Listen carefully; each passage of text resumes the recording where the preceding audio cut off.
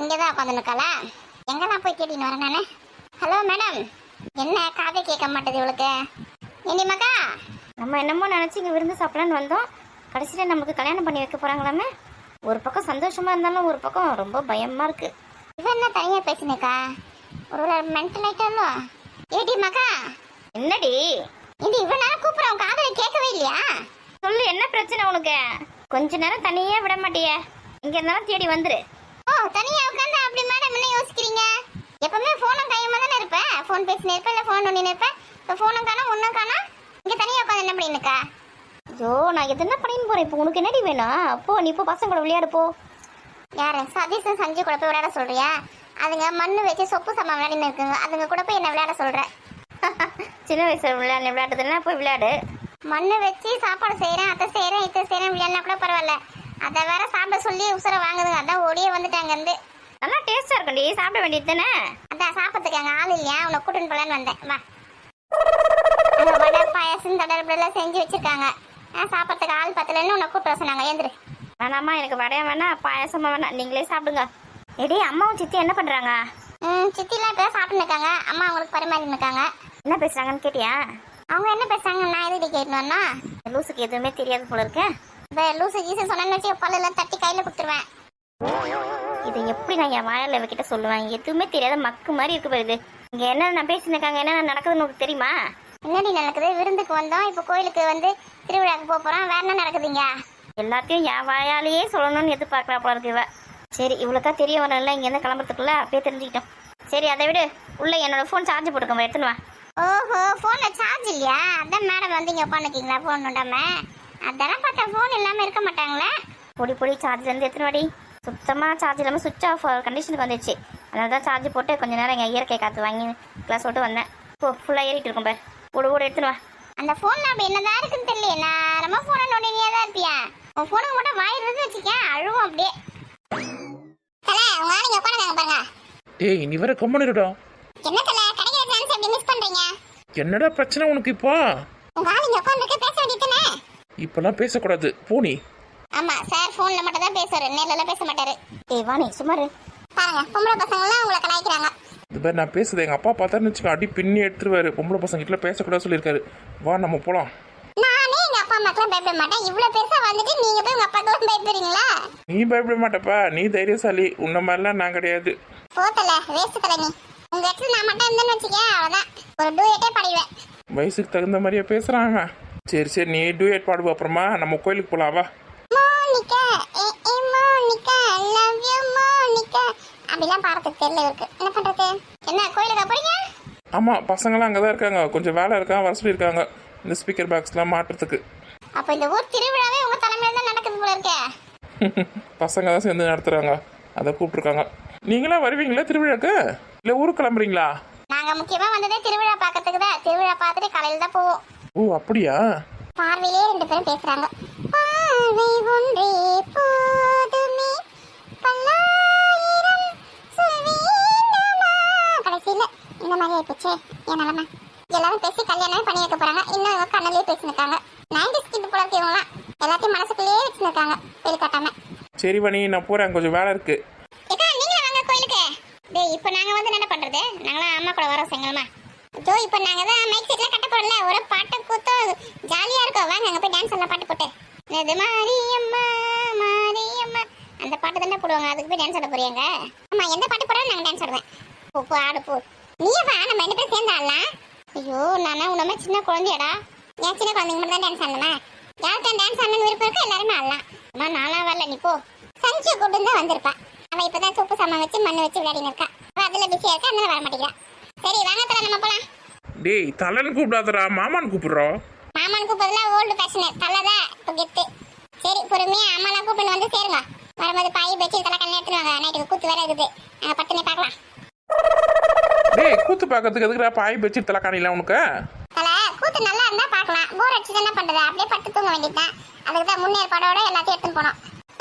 சதீஷ் தூங்கத்துக்கு தான் போறான் போல இருக்குங்க. சரி, டைம் வேஸ்ட் பண்ணாம சீக்கிரமா வந்து சேருங்க. ஆமா, சீக்கிரமா வந்தீங்கன்னா அங்கே பிரசாதம் தருவாங்க.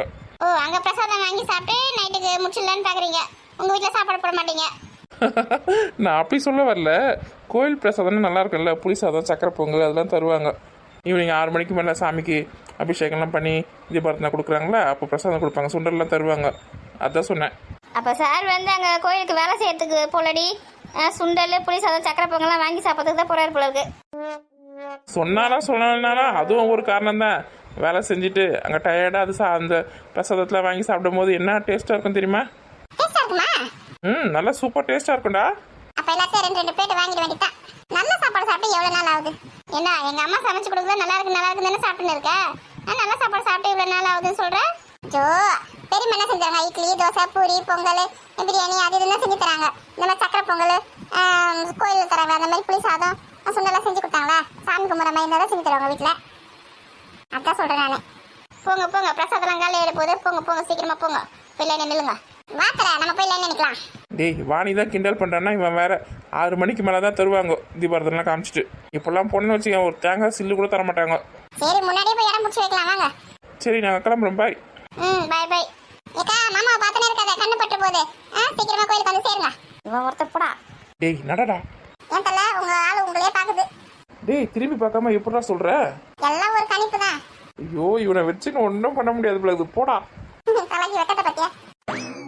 ஏண்டி மகா இப்பெல்லாம் வந்து அருண் பேசுறதுல ஒரு மாற்றமா இருக்கு. ரொம்ப மரியாதையா பேசுறான். ஏண்டி அவன் எப்பயுமே எல்லாருக்கும் மரியாதை கொடுத்து தாண்டி பேசுவான்.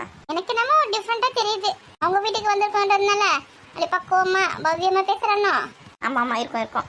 ஏடி நம்மளும் இப்ப கோயிலுக்கு போறதுக்கு ரெடி ஆனாதானே கரெக்டா இருக்கும். ஏண்டி 6 மணிக்கு போறதுக்கு இப்பயே ரெடியா என்னடி பண்ண போறேன்? ஏண்டி கோயிலுக்கு பாவாடை தானே போட்டுன்னு போறேன். ஆமாண்டி எடுத்து வந்திருக்கேன் அந்த வீட்டுல இருந்து. பாவாடை தானெல்லாம் கட்டி ஹேர் ஸ்டைல்லாம் பண்ணி மேக்கப்லாம் பண்ணுறதுக்கு எவ்வளோ நேரம் ஆகும்? இப்போ ஆரம்பிச்சதா கரெக்டாக இருக்கும். அனிதா வேற எங்கே போனா தெரியல. அவள் கம்ப்யூட்டர் கிளாஸ்க்கு போயிருக்காடி. பாரு +1 படிக்கும் போதே அவளை இந்த கிளாஸ்க்கு அந்த கிளாஸ்க்கு அனுப்பிச்சுனே இருக்கிறாங்க. அவளுக்கு ரெஸ்ட் இல்லை போல இருக்கு. திருவிழா கூட வருவாளா இல்லையான்னு தெரியலையா? வந்தால் தான் வருவா, இல்லை டியூஷன் போயிடுவா. கொடுமடாப்பா சாமி. சரி நம்ம ரெடி ஆகலாவா? நம்ம +1 +2 படிக்கும் போது இப்படி அடி கஷ்டப்பட்டு படித்தா கம்ப்யூட்டர் கிளாஸ்க்கும் டியூஷனுக்கும் அங்கேயும் ஓடினு காப்பர். நம்மளா ஸ்கூலுக்கு போகிறதே பெரிய விஷயம். நம்ம எங்கேருந்து இதுக்குலாம் போவோம்? எருமை ஸ்கூலுக்கு போனா அம்மா உன்னை சும்மா விடுவாங்களா? அவ்வளோதான் அடி பின்னி எடுத்துருவாங்க. ஸ்கூலுக்கு போகிறதே பெரிய விஷயமா? இது அம்மாக்கு அதில் கேட்டு வச்சுக்கேன், அவ்வளோதான் நீ. டேய் அம்மாண்ணா இங்கே இருக்காங்க, அவங்க சாப்பிட்டு இருக்காங்க. அம்மா என்னம்மா சாப்பிட்றாங்க? ஏண்டி என் கூட தான் சாப்பிட்டாங்களாடி? ஐயோ சித்தி சித்தப்பெல்லாம் சாப்பிட்டு இருக்காங்க, அவங்களுக்கு சாப்பாடு பரிமாறி இருக்காங்க. சரி வா நம்ம போய் ரெடி ஆகலாம். நீ தான் எனக்கு தலைவாரி விடணும். இந்த இப்பி மண்டிய வாரினா என்ன வாரலன்னா என்னடி? இதில் என்னடி ஹேர் ஸ்டைல் பண்ண முடியும்? அதில் என்ன பண்ண முடியுமோ பண்ணி விட்றேன். ஐயோ இதில் ஜவுரி முடி கூட வைக்க முடியாதுடி, எவ்வளோ ஷார்ட்டாக கட் பண்ணி வச்சிருக்க. அப்போ தாண்டி காலேஜ் போகும்போது தலை வரதுக்கு ஈஸியாக இருக்கு. 8 மணி பஸ்ஸுக்கு 7 மணிக்கு எழுந்து கிளம்புறது எவ்வளோ கஷ்டமா இருக்குது. சோம்பேறி கழுதுடி நீ. ஆனா ஆமாம் இந்த அம்மா அப்படியே 8 அடி கூந்தல் வளர்த்து வச்சிருக்காங்க. நான் தான் சொம்பிருக்காது. இவ முடி இவ்வளோ என் முடிய பெருசாக இருக்கு. என் முடி சொல்ல வந்துட்டேன். போ ஓவரா பேசாத, இருக்கிற முடிய கட் பண்ணிட்டு போறேன். மாமியார் கேள்வி இதில் தான் வெத்தலை பார்க்க வச்சிருக்கோம். இது இவ்வளோ பணம் வச்சிருக்குது. ஏண்டியா என் பையன் எதுக்கு வந்து நீ அங்கே திரும்பி நடக்கிறேன் நானே? அச்சா உங்கள் பையன் நான் இவ்வளோ பணம் இருக்கு, ஏது உங்களுக்கு பணம்? திருடின்னு வந்தேன். எதுவும் திரும்பி வந்தீங்களா கேட்குறா கேள்வி. என் புள்ள கொடுக்குறா நான் வச்சுக்கிறேன். எதுக்கு நீ என் பையன் தொடர கூட குழு காசு கட்டுறதுக்கு மறந்து வந்துட்டேன் சொல்லிட்டு வீட்டாண்டா 20 பேர் வந்தாங்கன்னு சொன்னீங்களே. உங்ககிட்ட காசு இருந்ததுல கொடுத்து அனுப்பிச்சிருக்கலாம்ல. மேலே கட்டி எனக்கு 4 வாட்டி மிஸ்டு கால் கொடுத்து நான் உங்களுக்கு திரும்ப ஃபோன் பண்ணி டிவி மேலே காசு இருக்குதுன்னு சொன்னதுக்கப்புறம் அந்த காசு எடுத்து நான் உங்களுக்கு கொடுத்து அனுப்பிச்சிங்க. அப்போ வேணும்னே பண்ணீங்க, உங்ககிட்ட காசு வச்சுன்னு எனக்கு தராமல் இருக்கீங்களா? ஏண்டியா குழுவில் நான் கடை வாங்கி வச்சிருக்கேன், என்ன கட்ட சொல்கிறேன்? ஓஹோ அப்போ கூட கடன் வாங்கி நான் ஊரில் இருக்கிறவங்க தானம் பண்ணிட்டேன், வீட்டுக்கு செலவு பண்ணல. அதனால நான் வந்து ஒரு பிரச்சனை இருக்கும்போது நீங்கள் வந்து எனக்கு ஹெல்ப் பண்ண மாட்டீங்க, காசு கட்ட மாட்டீங்க. கடனை உடனே வாங்கி அங்கே இங்கே வேலைக்கு போய் நானே கஷ்டப்பட்டு குடும்பத்தை நடத்தின இருக்கேன். எப்படி பேசுங்க அத்தை நீங்கள்? ஐயோ இவ கண்ணில் படக்கூடாதுன்னு பார்த்து அந்த காசு பட்டுச்சு. திருவி கேள்வி கேட்குறால. சொல்லுங்க அத்தை, நான் வந்து உங்களை என் அம்மா மாதிரி தான் நினைக்கிறேன். ஆனால் நீங்கள் வந்து என்னை வேறு மாதிரி பார்த்துருக்கீங்க. நீங்கள் வந்து என்னை வந்து உங்கள் பொண்ணாக பார்க்கல, மருமகளாக பார்த்துருக்கீங்க. ஏண்டியா நீ எனக்கு மருமக தானே பொண்ணாடியா? நான் உங்கள் மருமக தான், பாசம் வைக்கிறத சொல்கிறேன். நான் வந்து எங்கள் அம்மா மாதிரி உங்கள் மேலே பாசம் வச்சுக்கல, அதே மாதிரி நீங்கள் உங்கள் பொண்ணு மாதிரி என் மேலே பாசம் வச்சுருக்கணும்ல. அதெல்லாம் பாசம்லாம் நிறையா தான் இருக்குது. அந்த பேக்கை கொடு. சாப்பிடும்போது அப்படி கீழே வச்சுட்டு ஆட்டை போட்டு வந்திருக்கா. எனக்கு தெரியாமல் இவ்வளோ காசு என் வீட்டுக்கார் கொடுத்துருக்காரு, நீங்கள் சேர்த்து வச்சு நிற்கீங்க. அந்த நட்டக்கால 2000 3000 டெய்லி சம்பளம் வாங்கிட்டு என்கிட்ட 500 1000 கொடுத்துருக்கான். மீதி காசு அவங்க கிட்ட தான் கொடுத்து வச்சிருக்காங்க. நான் கேட்கும் போது கூட திரு மூச்சு வந்தான் தவிர எனக்கு இது இந்த நாள் வரைக்கும் ஒரு பதில் சொல்லலை. காசு என்ன பண்ணுறேன்னு எல்லா காசும் உங்ககிட்ட தான் கொடுத்து வச்சிருக்கான். புருஷனை அவன் இவன் பேசாத முதல்ல. அதுவும் என் புள்ளியே என்கிட்டயே வந்து நீ அவன் இவன் பேச எவ்வளோ தைரியம் உனக்கு? அத்தா இப்போ அது பிரச்சனை கிடையாது. இந்த காசை நீங்கள் வச்சு என்ன பண்ணுறீங்க? என்கிட்ட கொடுத்தாலாவது வீட்டு செலவுக்கு, பசங்க ஃபீஸ் கட்டுறதுக்கு, ஒரு நகை நட்டு வாங்குறதுக்கோ, காய்கறி வாங்குறதுக்கோ, ஒரு கேஸ் வாங்குறதுக்கோ, கரண்ட் பில் கட்டுறதுக்கோ எதுக்கான நான் யூஸ் பண்ணுவேன். நீங்கள் வச்சு என்ன பண்ணுறீங்க? உங்ககிட்ட எதுக்கு கொடுக்குற ஒரு காசு? ஏண்டி கொஞ்சமாவது அறிவு இருக்கடி உனக்கு? எனக்கு அறிவு இல்லைதான். அறிவு இருந்தால் நான் இந்த மாதிரி விட்டுட்டு இருப்பேன். ஏண்டி லூசு மாதிரி பேசாதி. வசந்தி முழுவாமல் இருக்கிறாள், அதுக்கும் இதுக்கு என்ன சம்மந்தம் இருக்கு? ஏமாத்துறீங்களா என்ன? வேற பேசி கழுதா சொல்றது முதல் கேளு. லூசு போய் இப்போ கழுது வந்திருக்கு. சொல்லுங்க என்ன சொன்னமோ சொல்லுங்க. நான் தான் ஏமாளியாச்சேன், நான் தான் முட்டாளாச்சேன், நான் தான் கழுதியாச்சேன். சொல்லுங்க எல்லாமே நீ தான் சொல்கிறத கொஞ்சம் காது கொடுத்து கேளு. இப்போ வசந்தி வந்து 5 மாதம் கிட்ட வரப்போகுது அவளுக்கு. இன்னும் ஒரு 4 மாதத்தில் அவளுக்கு சீமந்தம் பண்ணணும். சீமந்தம் பண்ணும்போது ஒரு வீட்டில் ஒரு பழக்கம், ஒரு சில புது புடவைலாம் கட்ட மாட்டாங்க. கல்யாண புடவை தான் கட்டணும் அப்படின்னு சொல்லுவாங்க. அதுக்கு பதில் நகையாக வாங்கி வச்சிருங்க, இந்த சீர்வரிசெல்லாம் வச்சுட்டு நகை வச்சிருங்க அப்படின்னு சொல்லுவாங்க. அப்போ தங்க விற்கிற வேலைக்கு நகை உடனே வாங்க முடியுமா உன்னால சொல்லு? இது நகை வைக்க சொல்லுவாங்களா? ஆமாம், சீமந்தம் பண்ணும்போது புது புடவைலாம் கட்ட மாட்டாங்க ப்ரெக்னெண்ட்டாக இருக்கும்போது. அதனால் பட்டு புடவைலாம் எடுத்து வைக்க தேவை, சீர்வரிசை வச்சுட்டு நகையாக வச்சிருங்க அப்படின்னு சொல்லுவாங்க. அப்போ போய் 1 சவரம் 2 சவரம் வாங்கினா காசு எங்கே போவேன்? கூட போய் கடன் வாங்குவியா? கடன் வாங்கி வட்டி கட்டியே போகுது. அதனால தான் என் பிள்ளை என்ன சொன்னா, நான் கொஞ்சம் கொஞ்சமாக காசு தரமா, நீ சேர்த்து வையே, வசந்தி சீமந்த செலவுக்கு நம்ம வச்சுக்கலாம் அப்படின்னு சொல்லிட்டு என்கிட்ட கொடுத்து வச்சிருக்கான். உங்ககிட்ட கொடுத்தா நீ செலவு பண்ணிட்டு சொல்லிட்டு அவன் என்கிட்ட கொடுத்து வச்சிருக்கான். இதை தெரியாமல் இத்தனை நாளாக நான் பத்திரப்படுத்தி வச்சிருந்தேன். உங்க கண்ணு எப்படியே பட்டுச்சு. அப்படியா? ஏன் என்கிட்ட சொல்லிருக்கலாம்ல? சொன்னேன் நான் தப்பா நினச்சிக்க போறேன், இல்லை காசு பிடிக்க போறேன், நான் என்கிட்ட கொடுங்க சொல்லிட்டேன். அதுக்கு இல்லை உங்ககிட்ட சொல்லலாம், ஆனால் என்கிட்டே கொடுங்க அப்படின்னு சொல்லி நீ வாங்கி வச்சுன்னு வீட்டுக்கு செலவு போட்டுடுவேன். அப்புறம் காசு சேர்த்து வைக்க முடியாது, உனக்கு தெரியாமல் சேர்த்து வச்சா சேர்த்து வைக்க முடியும் அப்படின்னு தங்கத்தில் சொன்னான். அந்த நட்டக்காரன் இப்போதான் நல்லா உருப்படியாக ஒன்று யோசிச்சு செஞ்சிருக்கான். அதான் எப்படியும் பையில ஒரு 30,000 கிட்டே இருக்கும் போல இருக்கே. 33,000 ரூபாய் இருக்குது. ஒரு சவரம் நகை எடுக்கணும்னா கூட 80,000 85,000 ரூபாய்க்கு மேலே வைக்கணும் போல இருக்குது. இன்னும் எவ்வளோ காசு சேர்க்க வேண்டியது இருக்குது. அதுக்கு தான் என் பிள்ளை ராத்திரியும் பார்க்கலாம் ஓடி வேலை செஞ்சுருக்கான். குடும்பத்தையும் பார்க்கணும், அக்கா தங்கச்சிங்களையும் பார்க்கணும். என்ன பண்ணுறது, அவன் ஒண்டியால உழைச்சிருக்கான். நான் கூட நெட்டக்கல்ல என்னமோ எதுவும் நினச்சிட்டேன். வேற கல்யாணம் இங்கேயாலும் ஏதாவது தனியாக பண்ணி வச்சிருக்கானே, வேற ஆள் ஏதாவது இருக்குதா அவனுக்கு சம்பாதிக்க காசு எடுத்துமே அவங்களுக்கு கொடுத்துறானா அப்படின்னு நினச்சிட்டு இருந்தேன். தங்கச்சிக்காக ஓடி உழைச்சிருக்கா. என்கிட்ட இருந்து காசை வந்து ஏமாற்றி அம்மா கிட்ட கொடுத்து சேர்த்து வச்சிருக்கான். நெட்டக்கல்ல நம்ம தான் தப்பாக நினச்சிட்டு இருக்கோம். கூட பைய கொடுப்பி இந்தாங்க வச்சுக்கோங்க, பத்திரமா வைங்க, அங்கங்கே போட்டு வச்சிருக்கீங்க. நானே வெத்தலை பாக்க எடுக்கலாம் சொல்லிட்டு உங்கள் பைய எடுத்துட்டு வந்தேன். பார்த்தா இதில் இவ்வளோ காசு இருக்குது. வீட்டில் வைக்க பயந்து இருந்தால் கையில் தூக்கி வந்தேன். கையிலேயே பத்திரமா வச்சுக்கோங்க, இல்லை என்கிட்ட கொடுங்க, பேக்கில் போட்டு வைக்கிறேன். வேணா நான் கையிலே வச்சுக்கிறேன், யாரையும் நம்ப முடியாது இந்த காலத்தில். மாமியார் கேள்வி இப்போ என்ன சொல்லிட்டு போச்சு? இந்த காலத்தில் யாரையும் நம்ப முடியாதுன்னா அப்போ நீ என்ன நம்ப மாட்டேன் சொல்றீங்களா? கிழவிக்கு குசும்ப பத்தியா? ஒரு பையன் அப்படி வைக்க முடியல, ஆட்டையை போட்டு வந்திருக்கான். எல்லாம் களிகாலம் சொல்லுவாங்க பத்தியா? களி முத்தி போயிருக்குது. நல்லதுக்கு காலமே கிடையாது. வீட்டை சுற்றி மணி பிளான் சொல்லி தான் வச்சிருக்குதுங்க. எங்க தின்ன மலை கூட எங்க உட்காந்து கிணறு இருக்குதா? பணம் அப்படியே கொட்டுன்னு மணி பிளான் வச்சுக்குதுங்க. இதில் பூவும் பூக்காது, காயும் காய்க்காது. இந்த செடி எதுக்கு வச்சுக்காங்க தெரியல. பணம் மட்டும் அந்த மட்டும் போதும் பொழுது, பூ காயெல்லாம் தேவையில்ல பொழுது. ஒரு பூச்செடியை ஒரு காய்கறி செடியை வச்சா கூட எதுக்காவது யூஸ் ஆகும். இந்த இலையை வச்சு வாயில கூட போட்டு மெல்ல முடியாது பத்திர மாதிரி. இதுதான் வீட்டை சுற்றி வச்சிருக்காங்க. இருக்கிற பணம் பத்திரம் பொழுது. சரி கோமதி, நான் கிளம்புறேன், டைம் ஆயிடுச்சு. போய் இப்போ கடை தந்தாதான் எல்லாம் வியாபாரம் நல்லா போகும். ஏங்க இன்னும் கொஞ்ச நேரம் இருந்தீங்கன்னா எங்க அண்ணன் வந்துடுவாங்க. எங்க அண்ணன் பார்த்துட்டு அப்புறம் போலாம்ல. இருக்கட்டுமா மச்சாங்கிட்ட நான் கிளம்பிட்டேன்னு சொல்லு. மச்சா ஒன்றும் தப்பாக நினைக்க மாட்டாரு. ஆமா, எங்க வீட்டுக்காருக்கு வந்து ஆபீஸை கையெழுத்து போற வேலை ரொம்ப அதிகமா இருக்குது. அதனால உடனே கிளம்பிட்டாருன்னு சொல்லுக்கா. ஏன் அதிகம் ஆஃபீஸில் கையெழுத்து போகிறதா இருந்தால் தான் போகணுமா சீக்கிரமா? ஏன் இளநீர் விற்கிறதுக்குலாம் கரெக்டாக போகக்கூடாதா? அதை நம்பி தானே என் குடும்பம் ஓடுது. அங்கே போனால் தானே ஒரு 4 காசு நான் பார்க்க முடியும். வந்தோமா விருந்து சாப்பிட்டோமா, வேலை முடிஞ்சதானே கிளம்பி போயினே இருக்கிறேன். ஆமா வேற என்ன வேலை இருக்குது? கிளம்பி போயினே இருங்க. வந்ததே சாப்பிட்டு தானே சாப்பிட்டீங்களே, போங்க. இந்த கூறுகட்ட மனுஷன்லாம் வச்சு எப்படிதான் குடும்பம் நடத்தி நிற்கியா? சும்மா ரெடி. செய்யும் தொழிலே தேவன் சொல்லியிருக்காங்க. நம்ம எந்த வேலை செய்யறோன்றது முக்கியம் கிடையாது. அந்த வேலைக்கு மதிப்பு கொடுத்து மதிப்பு மரியாதை கொடுத்து நம்ம செய்யணும். அப்பதான் வாழ்க்கையில் முன்னேற முடியும். முன்னேறுங்க. இளநீர் விற்க தென்னந்தோப்பே வாங்குங்க. யார் வேணாம்னு சொன்னது? சரி, வயசு பசங்களை கோயிலுக்கு திருவிழா கூட்டு போறான்னு சுத்தி இருக்காத. போனோமா சாமி கும்பிட்டோமா நேரம் வந்தோமா அப்படின்னு இரு. ஆமா, ரொம்ப அக்கறை தான். சரிங்க மாமா. என்னடா மாமாவை கணவன் பார்த்தேன், போட்டுட்டேன் மாமாவை.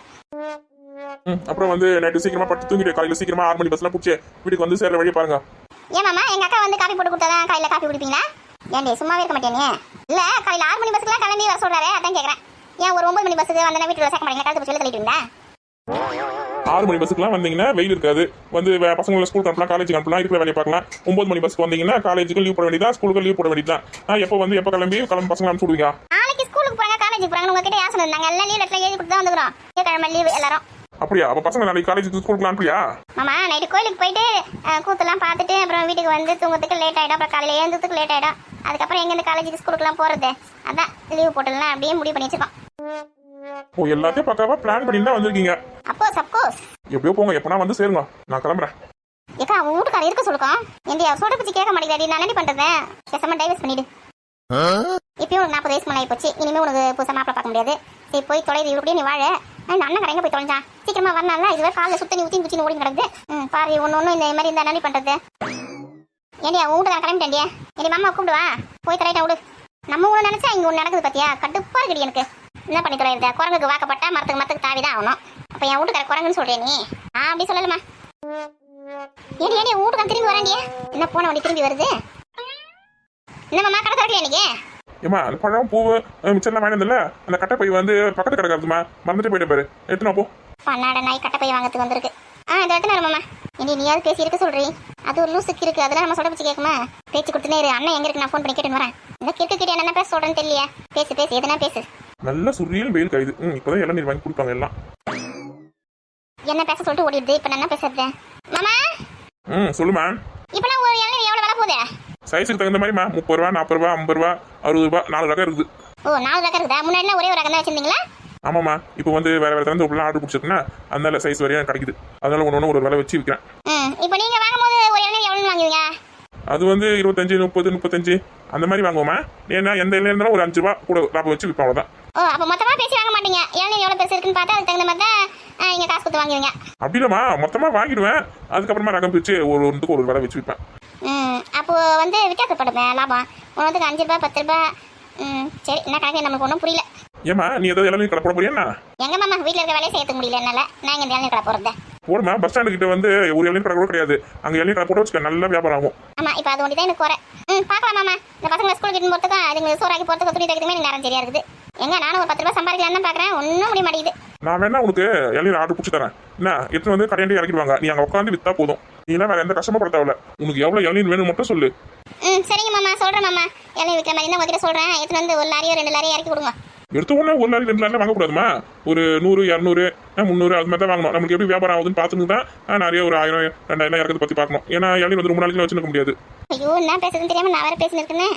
எங்க போய் தொலைஞ்சது ஃபோன் பண்ணிட்டு வரேன் சொல்லிட்டு. அப்படிங்களா மாமா? அப்போ லாரி கணக்கெல்லாம் வாங்கக்கூடாது, வேஸ்ட் ஆயிடும். ஆமா, நானே இவ்வளோ நாளாக வியாபாரம் பண்ணியிருக்கேன். இது வரைக்கும் ஒரு லாரி ஃபுல்லாக இளநீர் வாங்கியது கிடையாது. 1/2 லாரி தான் வாங்கியிருக்கேன். ஓ அப்படியா? வண்டி மேலே காக்கா ஏறி உட்காந்து பண்ணியிருக்கேன். ஹேய் ஷோ, காக்கா வெட்டுறதுக்கு லாக்கி போட முடியும். ஏண்டி அண்ணன் ஃபோனே எடுக்கலடி. ரொம்ப சந்தோஷம். வீட்டுக்காரருக்கு கட்டை போய் தந்து கொடுத்து அனுப்பிச்சு விடு. கிளம்புறேன். கோமதி, மணியாவது சீக்கிரமாமா. ஒரு 30 ரூபா கட்டை பைக்கு அல்பிமே நின்று இருக்குது பேர். புது கட்டை போய் வாங்கி கொடுக்க வேண்டியது தானே. யார்கிட்ட வாங்கிச்சா உங்களுக்கு? அந்த வரேன் மாமா. இந்த மாமா என்ற வார்த்தை கேட்கும் போது அப்படி பத்திக்குது எனக்கு. ஓடி போயிடு மரியாதை தூரமா. ஐயோ ஒரு கிரிக்கி. ஏண்டி அந்த கட்டை போய் எங்கே இருக்குதே? அது உள்ளதான் இருக்குது பேர். போய் எடுப்போ. உட்காந்து எடுத்து விட்டு எழுந்துக்க மாட்டா சோம்பேறி. ஏமா, மணியாவது சீக்கிரமாமா. வராததுக்கு இந்த மனசு இப்போ நானே என்ன பண்ண போறேன் பாரு. ஐயோ மாமா நல்லா கோவப்படாத. போ கட்டை போயிட்டு வந்து கூட. எல்லாத்துக்கும் காரணம் நீ தாண்டி. எங்கேயோ போற மாதிரி தான் ஏன் மேலே வந்து ஏறாத்தன்ற மாதிரி நான் பண்ண சேவனே நீங்கள் தின்னமலை உட்காந்து வெத்தலை பார்த்து தெரியும் இருக்கிறேன். வந்துச்சு என்கிட்ட இப்போ. எல்லாத்துக்கும் நீ தாண்டி காரணம்னு. என்ன பார்த்தா உனக்கு இழுச்ச வயசு மாதிரி தெரியுதா? இந்த ஆட்டத்தில் வீட்டு கட்ட போய் ஆடு. வந்துடுவேன். யாருன்னா ஏமாந்தாலும் இருந்தா வந்து கவனிச்சிட்டேன்டி. புருஷங்கிட்ட ஆடுறதுக்கு துப்பு கிடையாது. கொஞ்ச நேரம் இரு, எங்கள் அண்ணன் வந்த பிறகு பேசணும். முக்கியமான விஷயம் பேச வேண்டியது இருக்கு. இருன்னு சொல்ல துப்பு கிடையாது. என்கிட்ட வந்து ஆடி நடக்குது. தாய்க்கழிவு வேற ஆளக்கணும். எங்கே போய் தொலைஞ்சது தெரியல. இந்த பொண்ணுங்களாம் வந்துருக்காங்களே, பொண்ணுங்கிட்ட பேசலாம் கொள்ளலாம் அதெல்லாம் கிடையாது. எங்கள் கூட கதை பேசுறதுக்கு போய் இதுன்னு தெரியல. எப்போ பார்த்தாலும் இதே வேலை இருக்கு. வெத்தலை பார்க்க வேணும் சொல்ல பார்த்தா கூட சதீஷ் பையனை ஆளக்கணும். எங்கே போனான்னு தெரியல.